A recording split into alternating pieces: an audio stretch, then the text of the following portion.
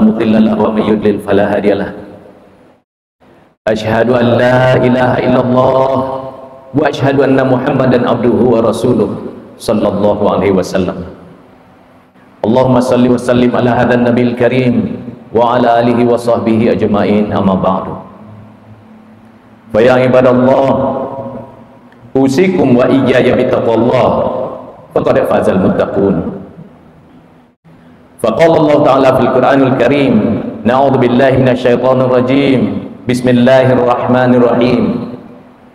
يا أيها الذين آمنوا اتقوا الله حق تقاته ولا تموتن إلا وأنتم مسلمون.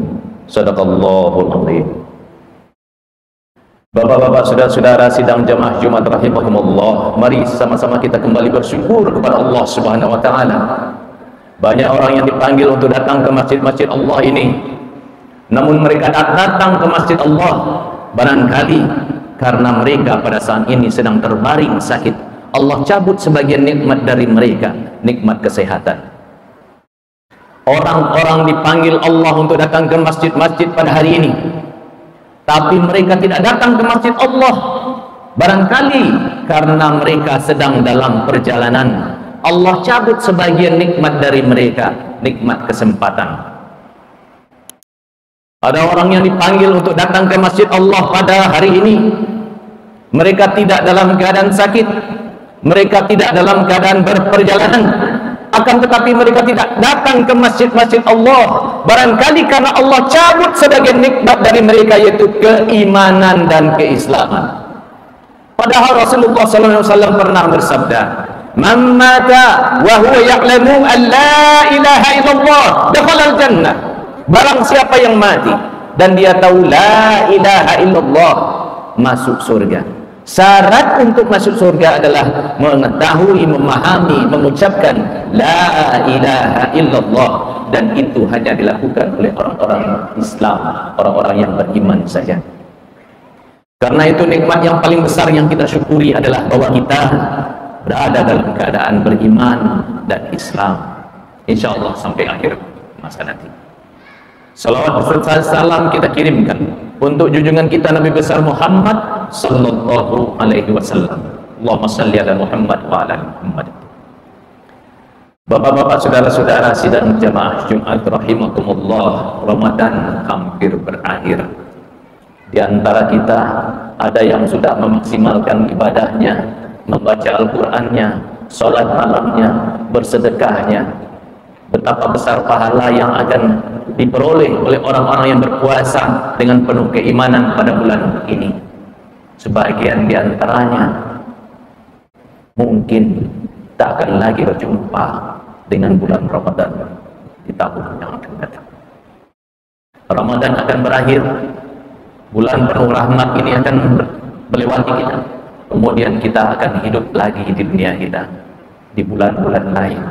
Dunia yang melenakan, penuh dengan perhiasan, sebagaimana gambaran dahulu ketika Nabi Muhammad SAW menyampaikan bahwa setelah Allah menciptakan surga, maka kemudian Allah memerintahkan malaikat Jibril untuk pergi melihat surga. Begitu kembali, Allah bertanya kepada malaikat Jibril, bagaimana kesanmu tentang surga? Demi Allah, demi keagunganmu, wahai Allah, tak ada seorang pun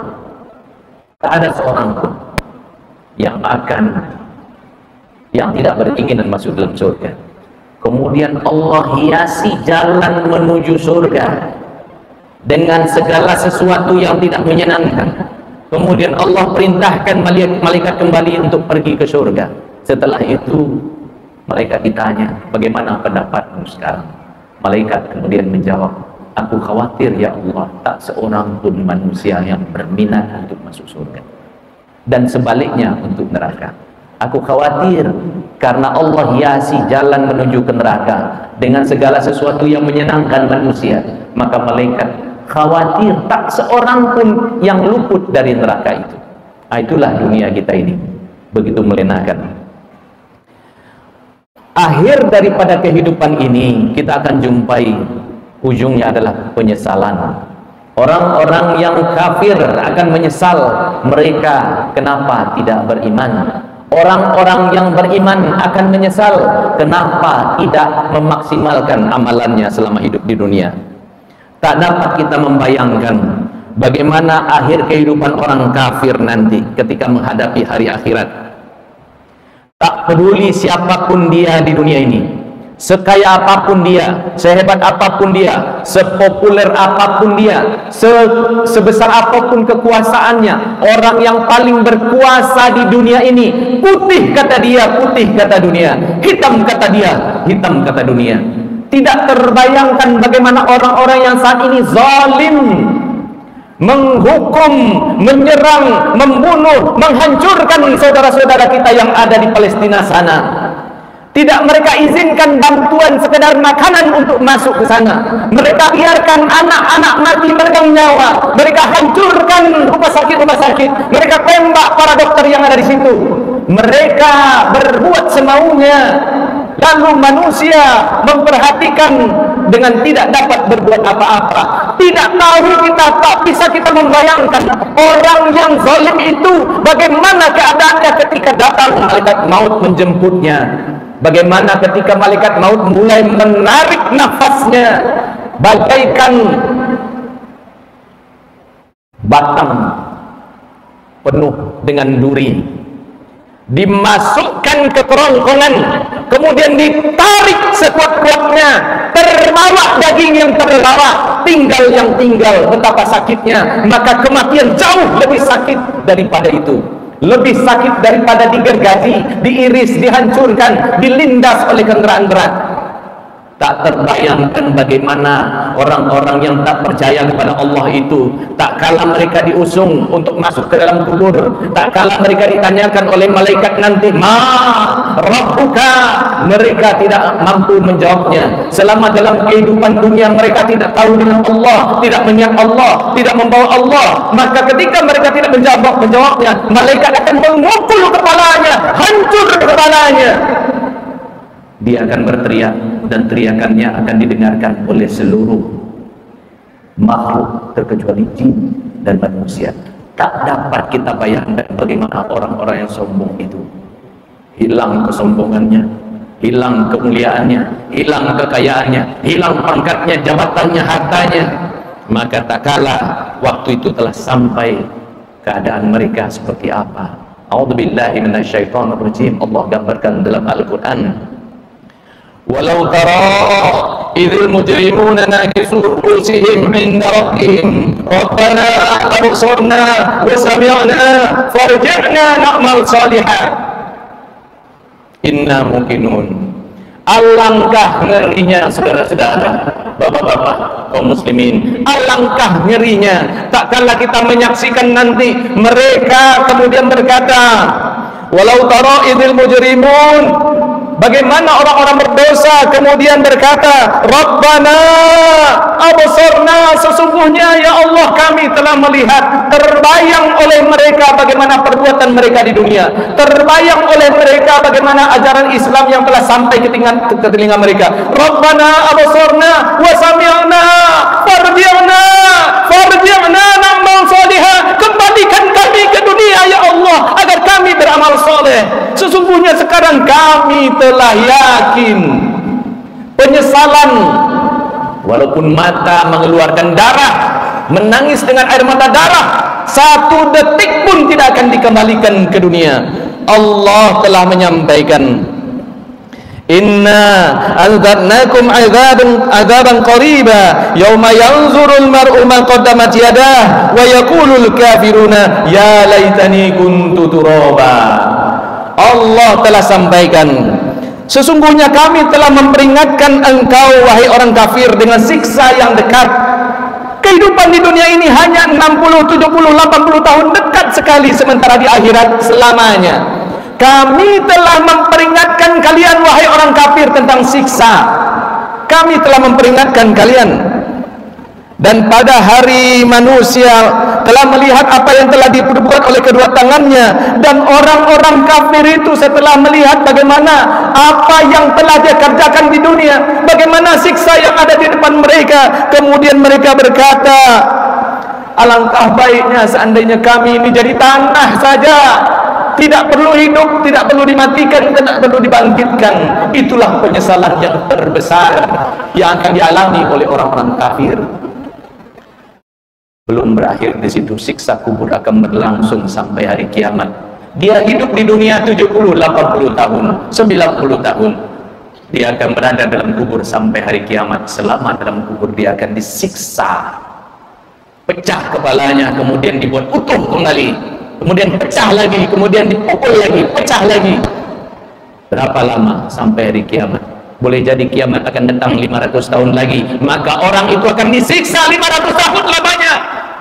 Andai kita menjadi orang yang disiksa itu, andai kita termasuk orang yang tidak bisa menjawab pertanyaan itu, apabila kiamat datang 1000 tahun lagi, maka kita akan disiksa selama 1000 tahun di dalam kubur. Dan itu tidak berakhir, akan terjadi kiamat, lalu turun hujan rintik-rintik, lalu lahirlah manusia bagaikan jamur tumbuh di musim hujan. Setiap manusia lahir sesuai dengan keadaan amalannya di dunia, lalu kita tumbuh, akan berdiri kita di padang mahsyar. Kita berada di sana selama 40 hari. 40 hari berdiri di padang mahsyar. Matahari didekatkan, kita akan berkeringat 40 hari lamanya. Satu harinya setara dengan 1000 tahun. Maka kita di padang mahsyar 40.000 tahun, 50.000 tahun. Bagaimana keadaan kita di sana? Maka manusia akan mendatangi Nabi Adam.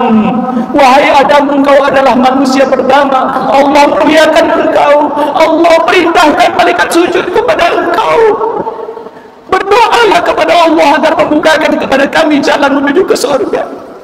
Nabi Adam kemudian menggeleng, kemudian menjawab, tidak pernah Allah semarah ini sebelumnya, dan tidak setelah. Aku tidak sanggup berdoa untuk kalian. Dikatakan aku pernah melanggar pantangan Allah. Malaikat pada waktu itu Nabi Adam dikatakan, jangan kau dekati pohon itu, tapi aku digoda oleh setan. Ku dekati pohon itu, ku makan buah dari situ. Aku menyesal. Nabi Adam saja menyesal di akhirat nanti. Pergilah kepada anakku Nuh. Berbondong-bondong manusia datang ke Nabi Nuh, meminta dengan permintaan yang sama kepada Adam. Kemudian Nabi Nuh kemudian menggeleng. Nabi Nuh menggeleng. Allah marah sekali. Belum pernah semarah ini sebelumnya, dan tidak setelah ini. Aku tidak bisa memohonkan sabar kepada kalian. Aku pernah diberikan doa oleh Allah, kugunakan doa itu, akhirnya hancurlah dunia ini, tenggelamlah manusia karena doaku itu. Aku perlu syafaat pada hari ini, kata Nabi Nuh. Nabi Nuh juga pada waktu itu menyesal. Pergilah kepada anakku Ibrahim. Permintaan yang sama diajukan kepada Nabi Ibrahim. Nabi Ibrahim menggeleng, menjawab dengan jawaban yang sama. Aku tidak bisa berdoa memberikan syafaat untuk kalian pada hari ini. Aku pernah berbohong 3 kali, kata Nabi Ibrahim. Nabi Ibrahim menyesal di dunia pernah berbohong 3 kali. Bohong yang pertama tak kalah beliau diajak oleh orang menyembah berhala, beliau mencari alasan lalu mengatakan aku sakit, padahal beliau tak sakit. Bohong yang pertama.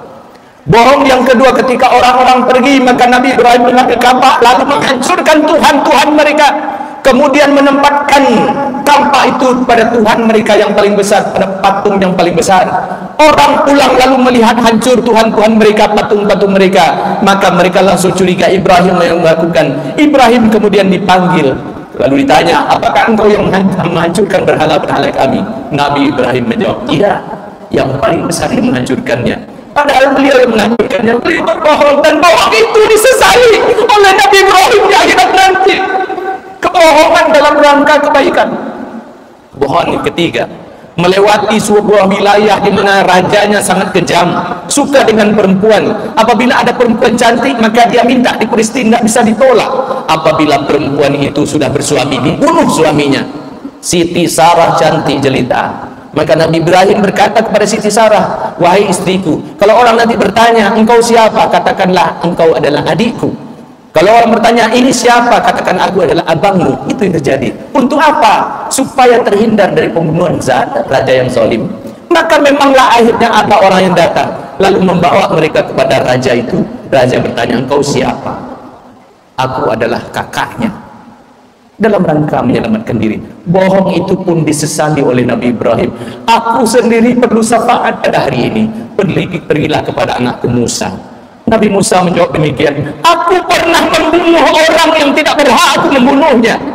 Tak kalah ada orang Mesir berkelahi dengan orang Bani Israel, dipukul oleh Nabi Musa orang Mesir itu, mati dia.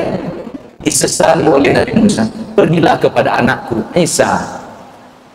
Datang kepada Nabi Isa. Nabi Isa menggeleng tapi tak menyebutkan alasan. Baru datang kepada Nabi Muhammad SAW.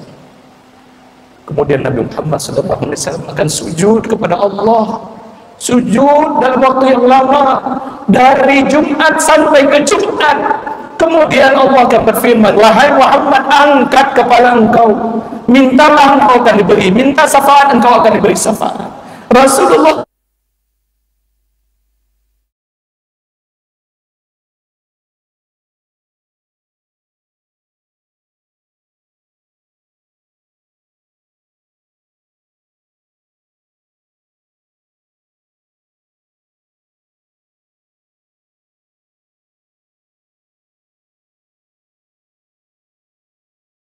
yang beriman menyesal kenapa tidak banyak-banyak beramal.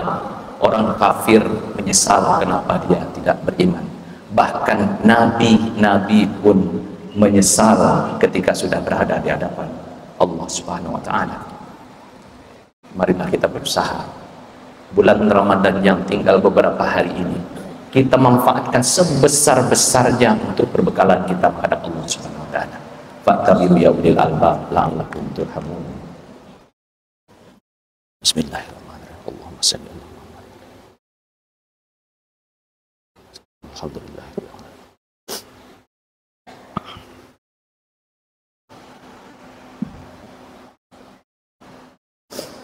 Alhamdulillahirabbil alamin.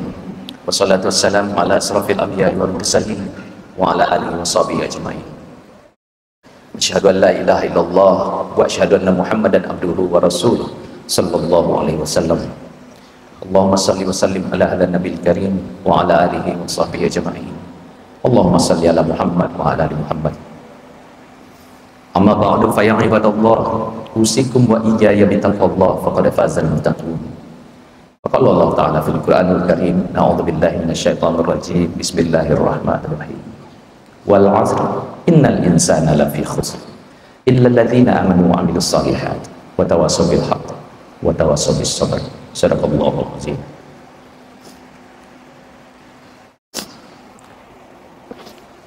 Bapak-bapak, saudara-saudara sidang jamaah Jumat rahimakumullah. Marilah kembali kita ingat-ingat perjalanan kehidupan yang telah kita alami sampai pada hari ini. Kita melakukan hisab diri pada bulan Ramadan ini, dan akhirnya kita sadari nikmat Allah terlalu banyak dibandingkan dengan amal ibadah kita. Kita manfaatkan sisa hidup kita ini untuk memperbanyak bekal menghadap Allah, supaya kita tak terlalu menyesal ketika berhadapan dengan Allah nanti insyaallah. Innallaha wa malaikatahu yusholluna 'alan nabi ya ayyuhalladzina amanu shallu 'alaihi wa sallimu taslima. Allahumma shalli ala Muhammad wa ala ali Muhammad kama shallaita ala Ibrahim wa ala ali Ibrahim wa barik ala Muhammad wa ala ali Muhammad kama barakta ala Ibrahim wa ala ali Ibrahim innaka Hamidum Majid. Allahumma ighfir lana dzunubana wa liwalidayna